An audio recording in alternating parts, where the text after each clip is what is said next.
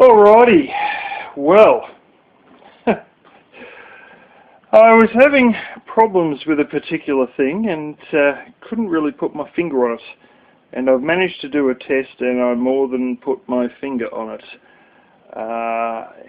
Yeah, I haven't even needed to run the test to realise this thing has failed. And this is basically the 16 litre a minute, which is like I think it's 4.5 gallons a minute water pump that I've used quite a number of times in the past for the express purpose of having a cold shower, because my hot water system is stuck on hot, and during days that are like 100 degrees Fahrenheit or 38 degrees Celsius or whatever, it's just too hot. It's burning hot, but I can't turn it down because the whole front knob thing all kind of failed on it. So my temperature control's out for it. So what I do on occasion is I might lather up. I'll initially turn it on and just lather up, with soap and that, just get myself wet before it gets really properly hot. And then what I'll do is I'll wash myself off with a cold water pump. Except we've been having a few issues. This cold water pump used to be brilliantly strong. It was coming through a particular garden nozzle. It's like one of these ones where you got different kind of sprays. You got like a shower head option and a direct spray in a slot option, and sort of like a fan out option, and all these different ones, and you just click and you turn it round. It was one my grandfather had that we inevitably ended up with when they moved into the nursing home, but they were just going to chuck it, and I said, hang on a minute, I might be able to use this for a shower head, because I've got different options. And well, I found this particular slot option that would just come out in like a thin slot. It was unbelievably strong with this 12 volt water pump. Now this is the one that cost me like 325, I think it was, or some astronomical price like that. Very expensive. It's designed to handle water that's hot, like almost burning hot type thing, scalding heat, and it's all built to do that. It's a rubberized impeller, so if you get any mud through it or whatever, this is the absolute ants pants. It's all completely sealed, so if you get a bit of splashed water on it, you'll be fine as well. It's, and I've paid for this high-end piece of gear, but previous years I've had such brilliant pressures that it can only be compared to, it's not some sort of a pressure sprayer, but it's better than Maine's pressure water by a long shot, to the point it is almost a pressurized spray. You could feel it ripping down on your legs. You couldn't put it on your balls because it was too pressurized, And as for shampooing my hair, it just ripped the whole lot out without a problem. Takes a fair bit of water, brilliant pressure. Pressure like most off-gridders never get to have. But this year it's sort of been a bit dead on it. And it's sort of very weak and limp, and I'm thinking, oh God, what is it?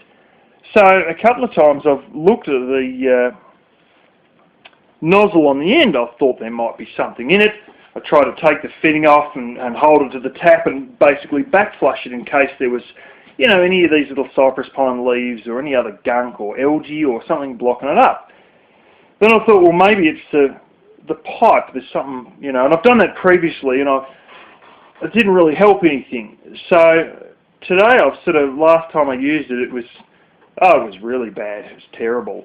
And so I sort of thought, well, maybe there's real issues with this, and it's not that it's just blocked here. It's blocked somewhere between the outlet and the head. So I actually took the fitting off, and I looked at the fitting that, like your hose fitting, is one of these funny ones where it'll stay closed until you put something into it. And I took that fitting off. There's no muck in it. And so I then turned it on, and I just blew water out the line, and it seemed to be flowing all right.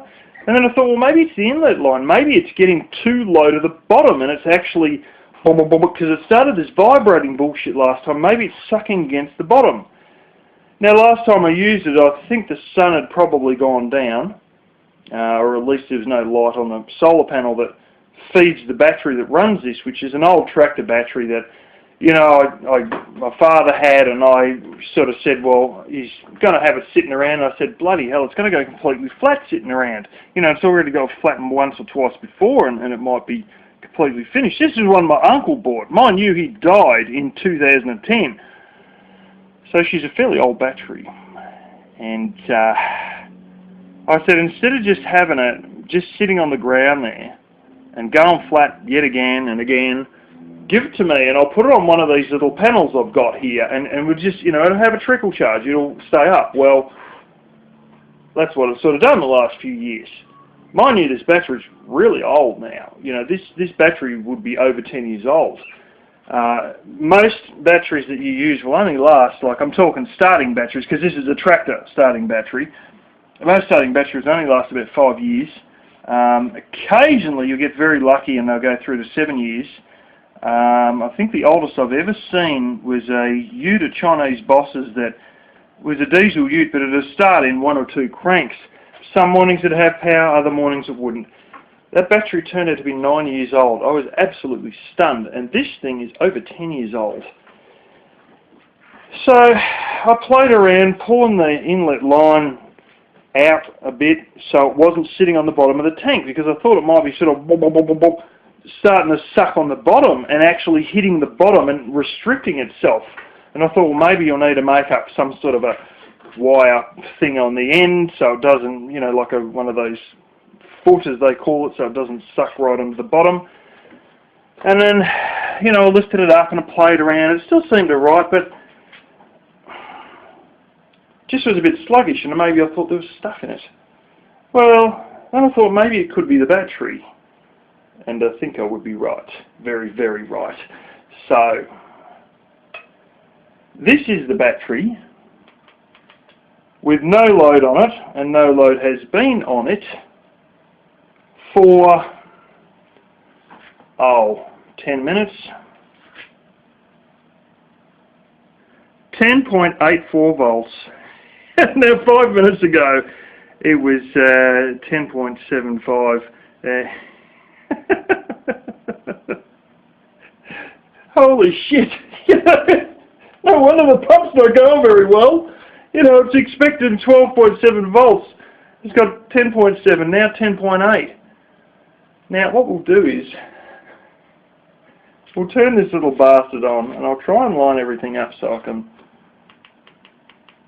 you can see all this. So we've got a readout here. Okay, that's fairly alright. So, I thought it might have been the nozzle. So I changed nozzles because I've got this cheap dollar store bloody trigger nozzle thing, so I'll put that on there.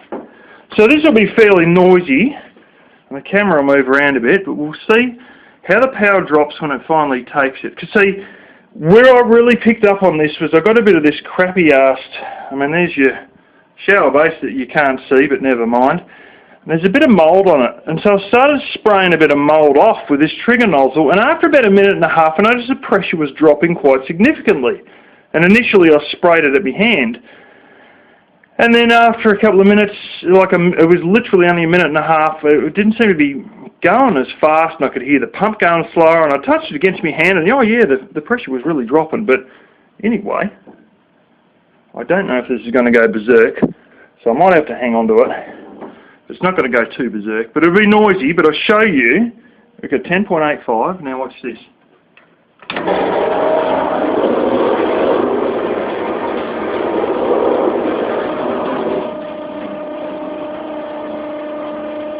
And the more it goes on, it's just dropping. Now if I leave that on for a minute and a half, it's going to be quite significantly lower. And you can hear the pumps getting slower, if you can hear it.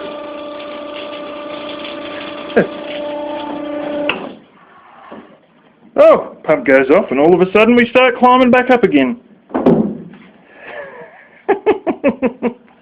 But we're still not up to what we were when we first turned the pump on. And in fact it might, even with that 20-30 second burst, it might take, you know, another minute or so to even raise up to where it is.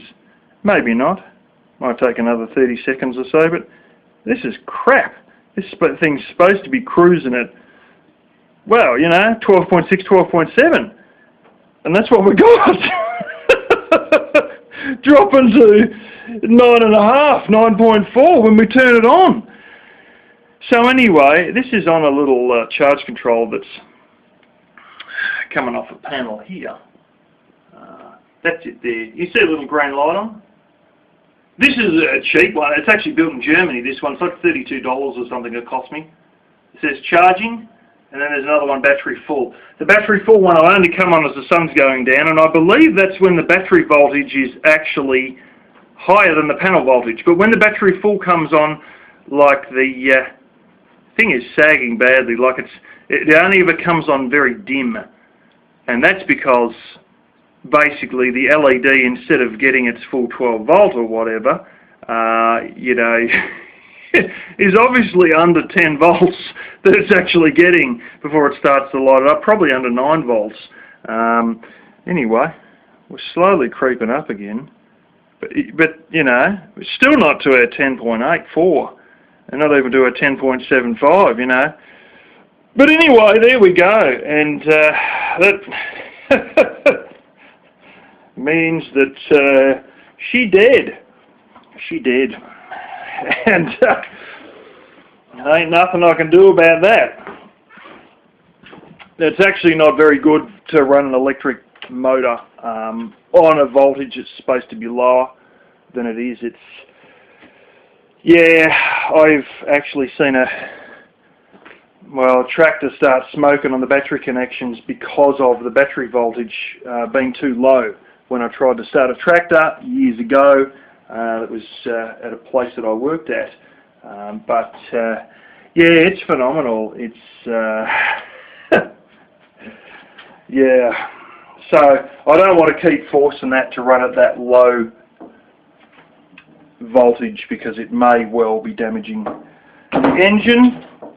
I know with mains powered ones you can damage them running them at too low a power, and I am, you know, slightly, highly suspicious that I might end up damaging that pump if I keep running it at low voltage on a regular basis. So that might be it for its use this year, unless I go and get another battery, in which case I might as well just wait till next year before I worry about that baloney. Because, you know, summer's, oh, you know, where, now, what is it now? A month and 10 days off the end of summer, so fuck it. You know, I'll just leave that to next summer if I worry about it at all. You may think that I should get the last car I had and put the battery of that in there, but that would also be a waste of time because that is also a heap of shit. That was absolutely dead horse. When we went to move it, we had to jump start it, and you know, no sooner had I turned it off, and within, I don't know if it was straight away, but I know it was later on that same day, I went to open the door and the fucking interior light wouldn't even go on. So the battery in my previous car, the sedan that I was driving, whatever it is now, 6-9 months ago, that battery's also dead as a maggot. So yeah, the reality is I probably should take them out to the dead battery stack. And incidentally, I need another battery for the hot water system. So yeah, if I hadn't had to have worked this Saturday, I probably would be installing that right now. But yeah, the last one that I bought, or might be the one before that, cost me $31.80, and I was going to get one from a place, well, down the road from work, and they had AGM ones that were about the same size, and they wanted $144.